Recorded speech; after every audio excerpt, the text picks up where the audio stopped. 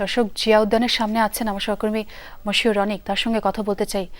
অনেক সেখানে নিরাপত্তা ব্যবস্থা এখন কেমন দেখছেন এবং দাফন কার্যক্রমের বিস্তারিত জানতে চাই আপনার মাধ্যমে। ছোয়া, উদ্যানের বাইরে ঠিক এই মুহূর্তটাতে যখন রাত একেবারে মধ্য সময় এসে পৌঁছেছে, যে নিরাপত্তা, সেই নিরাপত্তার বলয় কিন্তু সেই মুহূর্তটাতেও বেশ করা।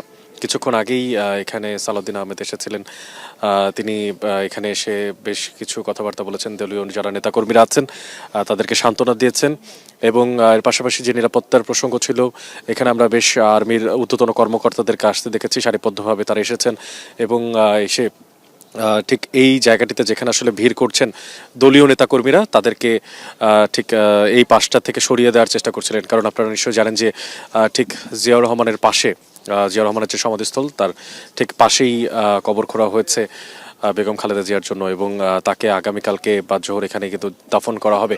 তো সার্বিক যে প্রস্তুতি, তার পাশাপাশি নিরাপত্তাজনিত যে বিষয়টাই, কারণ ঠিক এখান থেকে কয়েকশো মিটার দূরেই কিন্তু জাতীয় সংসদ ভবন এবং জাতীয় সংসদ ভবনের প্রাঙ্গণের যেই যে প্যারাডক্স, সেই প্যারাডক্সের যেই মাত্রা, সেখান থেকে কিন্তু বলা চলে যে একটা সুন্দর জায়গা, যে স্থাপনা জিয়ার যেই সমাধিস্থল, সে তার পাশটা জুড়ে এখানে আসলে কবর খোঁড়া এবং তার পাশাপাশি এখানে যারা উৎসুক জনতা আছেন, তার পাশাপাশি দলীয় নেতাকর্মীরা আছেন, তাদের যে ভিড় করা, সে সব বিষয়গুলোকে কিন্তু তারা মাথায় রাখছেন এবং যে কোনো ধরনের অনাকাঙ্ক্ষিত পরিস্থিতি থেকে আসলে রক্ষা করার জন্যই এই ধরনের কার্যক্রমগুলো তাদেরকে নিতে হচ্ছে, তাদের ব্যবস্থাগুলো নিতে হচ্ছে, এমনটাই কিন্তু তারা আমাদেরকে জানিয়েছেন কিছুক্ষণ আগেও এবং এখনও। এইখানে বেশ অনেকে আছেন যারা পরিবার নিয়ে এসেছেন, যাদের সবাই দলীয় নেতাকর্মী নয়ও, তারা এসেছেন আসলে যেই বেগম জিয়ার প্রতি ভালোবাসা, শ্রদ্ধাবোধ, সে শ্রদ্ধাবোধের জায়গা থেকে। এবং আগামীকালকে তারা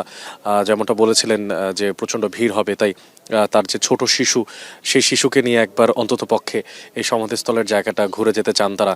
এই যে একটা স্মৃতি বিজড়িত জায়গা হয়ে থাকবে এই জায়গাটি, সেই জায়গাটিও একটা স্মরণ করে রাখতে চান তার পরিবারের জন্য, এমনটাও কিন্তু জানতে পেরেছি।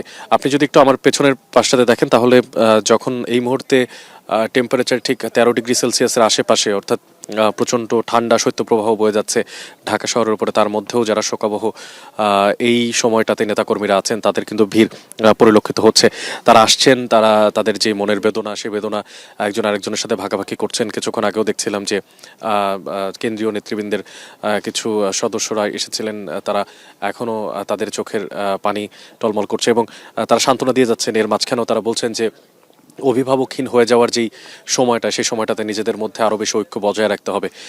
আমি একটু জানিয়ে রাখতে চাই, আগামীকালকের যেই পরিকল্পনা, অর্থাৎ এভারকেয়ার হাসপাতাল থেকে যখন বেগম জিয়ার মরদেহ সেটি ঠিক নিয়ে আসা হবে নামাজে জানাজার জন্য, এরপরে সে ধরনের যে কার্যক্রমগুলো রাখা হচ্ছে তা শেষ করার পর, অর্থাৎ সংসদ ভবনের দক্ষিণ প্লাজাতে কার্যক্রম শেষ করার পরে তাকে শেষ বিদায় দেওয়ার জন্য এখানে লাখো মানুষের ঢল হতে পারে এবং তার জন্য আসলে সার্বিক যে নিরাপত্তা, সেগুলো কিন্তু আরও বেশি জোরদার করা হচ্ছে। তো ছোঁয়া, এই পর্যন্ত এখন আমার কাছে ছিল সবশেষ খবরাখবর জিয়া উদ্যানের বাইরে থেকে।